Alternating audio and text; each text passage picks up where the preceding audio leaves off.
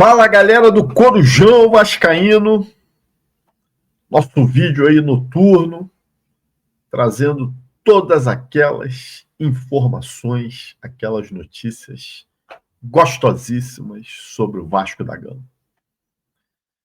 Após a derrota de 1-0 para o Cruzeiro, onde me irritou bastante, confesso a vocês que tinha tempo que eu não me irritava tanto com uma derrota do Vasco como essa que aconteceu ontem, para o time fraquíssimo, horroroso do Cruzeiro, o que causou a demissão do técnico Carille, né? Ia falar Tite, Carille, né? Já foi tarde, não devia nem ter vindo. E aí, gente, começam as especulações. Carille foi embora, sexta rodada do Brasileirão, durou o que tinha que durar, né? Não ia ficar mais do que isso mesmo. E agora começam as especulações. Eu passei o dia de hoje inteiro, gente, tentando apurar o que realmente de verdade está acontecendo, porque se falou em Carpini, se falou em Jorginho, pelo amor de Deus, Jorginho.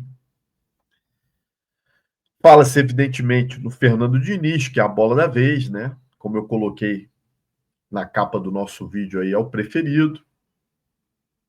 E eu cheguei em algumas informações em relação, primeiramente, falando do Santos, né? Que o Santos havia feito uma proposta para o Fernando Diniz na sexta-feira, porque o Santos já sabia a situação do Carille dentro do Vasco, que a qualquer momento ele poderia cair. E sabia também, não é mistério para ninguém, né, que o presidente Pedrinho gosta muito do Fernando Diniz. Ele já declarou algumas vezes aí, né, o seu apreço pela forma, pelo estilo de jogo do Fernando Diniz. Né?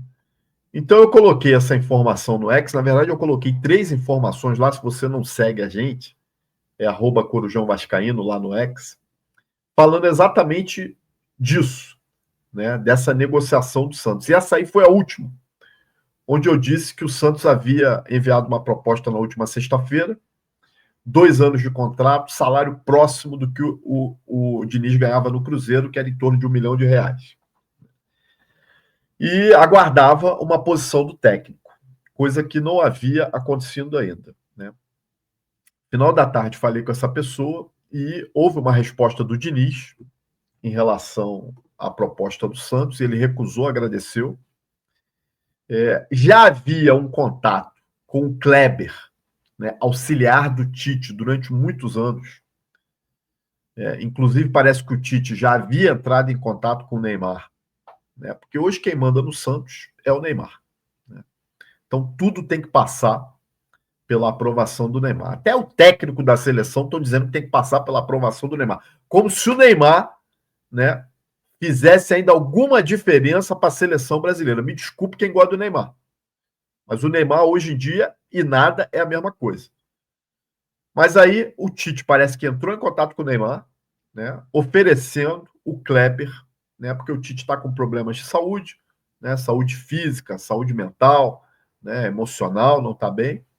E o Kleber já havia se desligado do Tite desde o ano passado e está tentando a carreira solo aí. Mas não conseguiu nenhum time ainda para treinar. As tratativas entre o Santos e o Kleber andaram rápido e foi fechada a contratação do Kleber e todo o staff do Tite. Inclusive o filho dele lá vai ser auxiliar técnico do Kleber.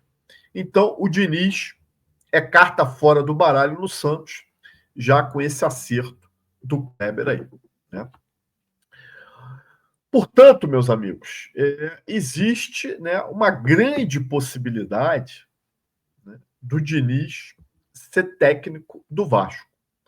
Agora, eu digo a vocês o seguinte, trazer o Diniz nesse momento, onde o Vasco tem uma sequência de jogos pela frente, será que é o melhor momento de trazer o Diniz ou deixa o Felipe aí mesmo? Porque a gente sabe que, para o estilo de jogo do Diniz, ele precisa de tempo para treinar. Né? A partir de junho, a gente tem a parada aí de um mês para o Super Mundial. Quem sabe esse não seria o momento. Eu acredito, e aí não é uma informação, é uma opinião, que se o Diniz vier, vai ser somente nessa parada do Mundial. Por enquanto, vão tocar o barco com o Felipe mesmo. Né? Saiu várias notícias aí dizendo que o Diniz já tinha reunião marcada, que o Vasco já havia feito uma proposta para o Diniz. Eu não obtive essa informação. O que eu soube é que houve uma especulação e uma consulta informal ao staff do treinador. Se ele quer voltar a treinar nesse momento, se ele vê com bons olhos a questão do Vasco da Gama, mas proposta não houve nenhuma. Né?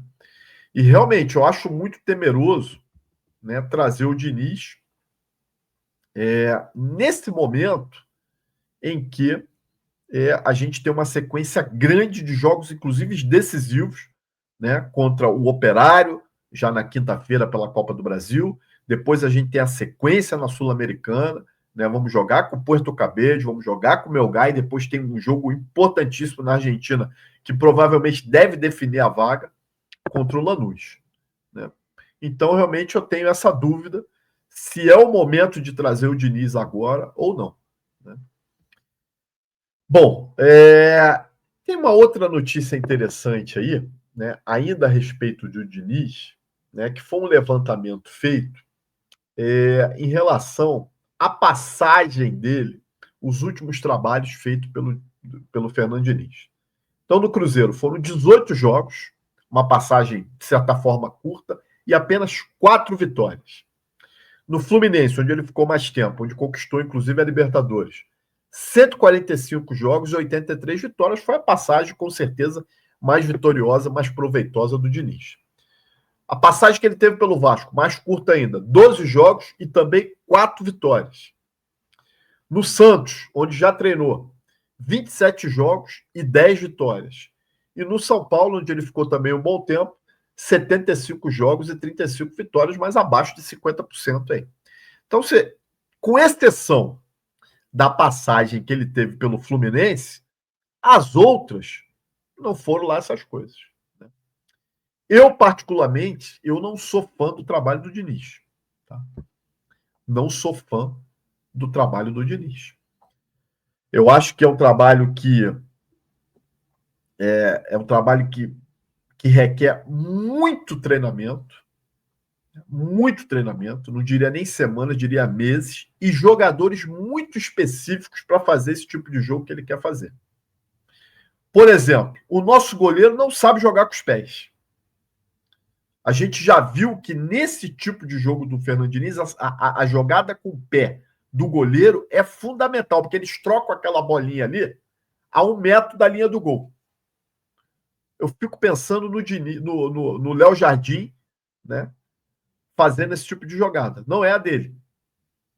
Precisa de jogadores que tenham uma técnica apurada com a bola no pé. No nosso elenco, você pode contar nos dedos de uma mão quem é que tem essa técnica apurada. Os nossos zagueiros nenhum tem. Né? O PH não é. O Piton, bem meia boca. Quem que trata bem a bola ali? O Jair sabe tocar bem a bola. O Coutinho sabe tocar bem a bola. O Payet sabe tocar bem a bola, mas o Payet tá indo embora. Né? Quem mais? Cara, sinceramente, o nosso elenco ele não foi montado para esse estilo de jogo.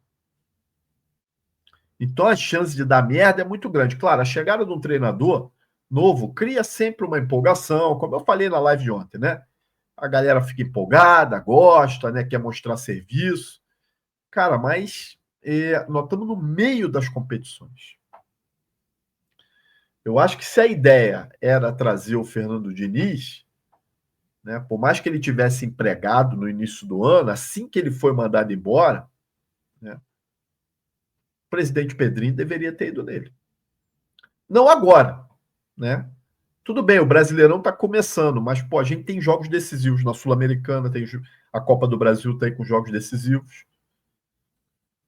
Eu acho, sinceramente, muito complicado, né? Vamos ter que aguardar aí o que vai desenrolar nos próximos dias para ver se realmente, né, essa negociação vai avançar. Eu acho que tem tudo para avançar, né?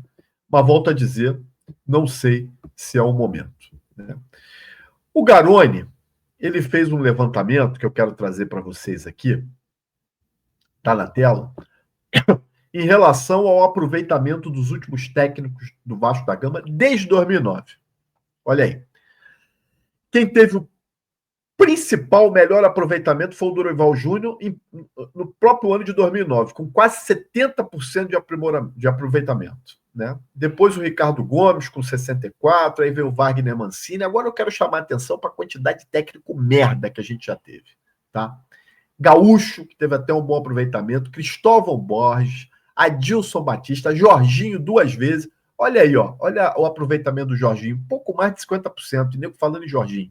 Né? Zé Ricardo, Marcelo Cabo, depois voltou o Cristóvão Borges, olha aí, Doriva, puta que pariu, o cara é muito gente ruim.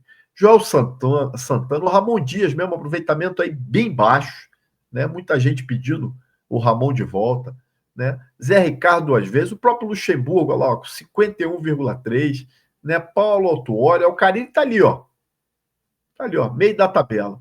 Aí tem Valentim, puta, Celso Roth, cara.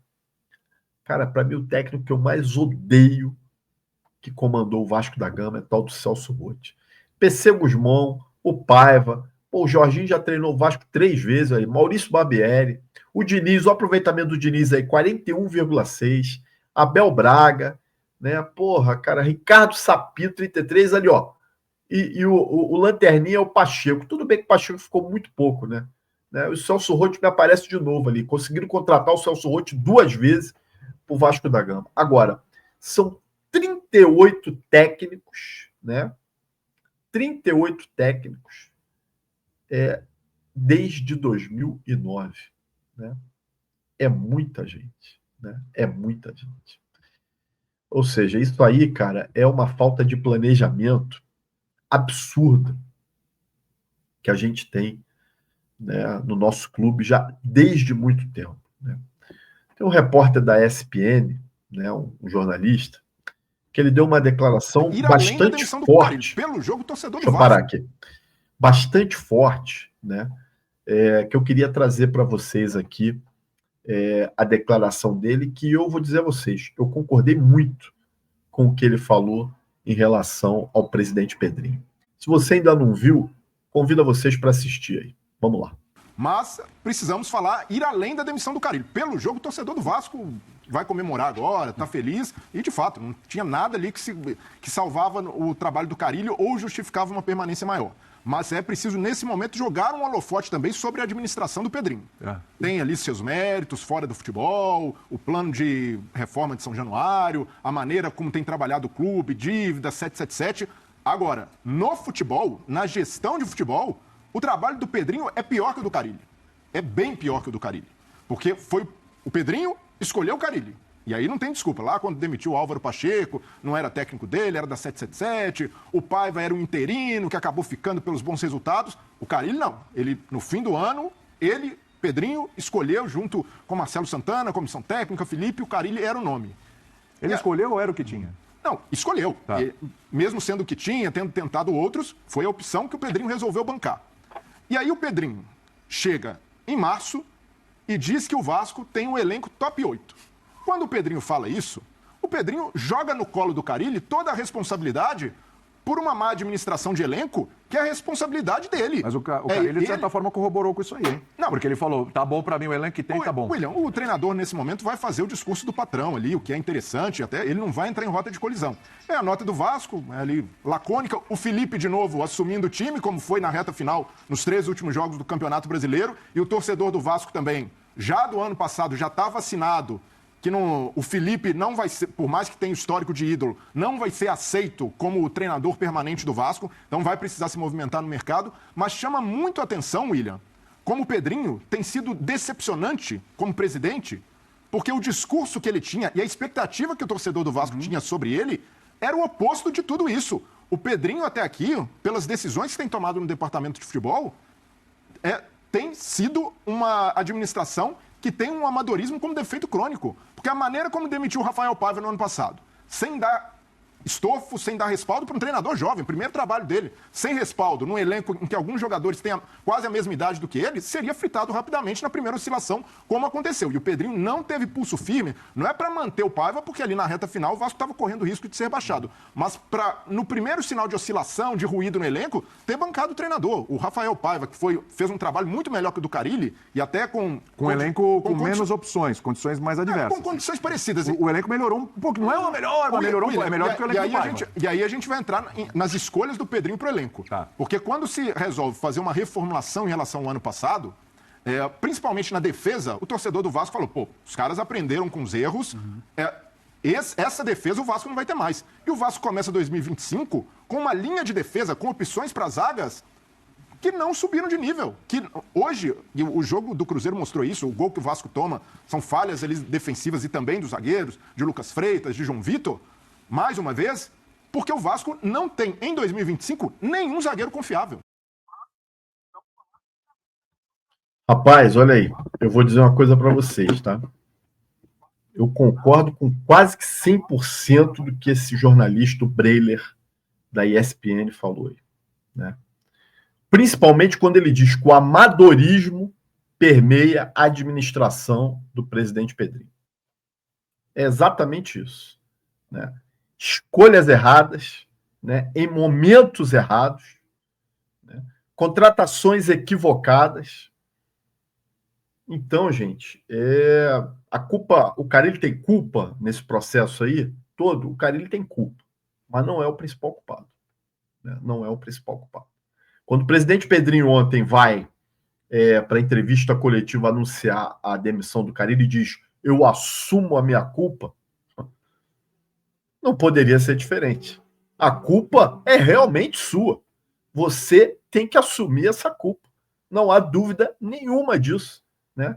Afinal, como o jornalista disse aí, quem escolheu o Carille foi você. E todos nós sabíamos que o Carille seria demitido.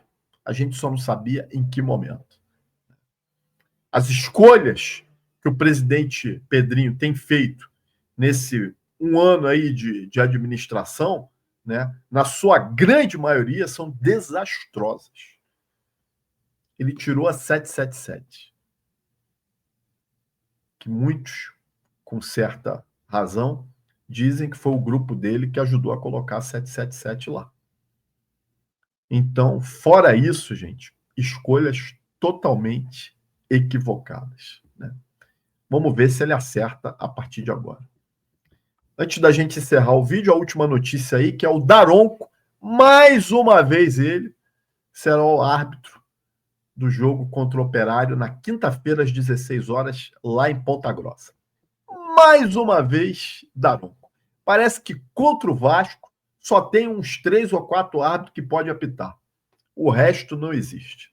Gente, se você gostou desse vídeo aí, peço que compartilhe, deixe seu like, se inscreva no Corujão e vire membro, para você estar conosco em uma das lives de membro e também entrar no nosso grupo do WhatsApp. Gente, um abraço, até a próxima.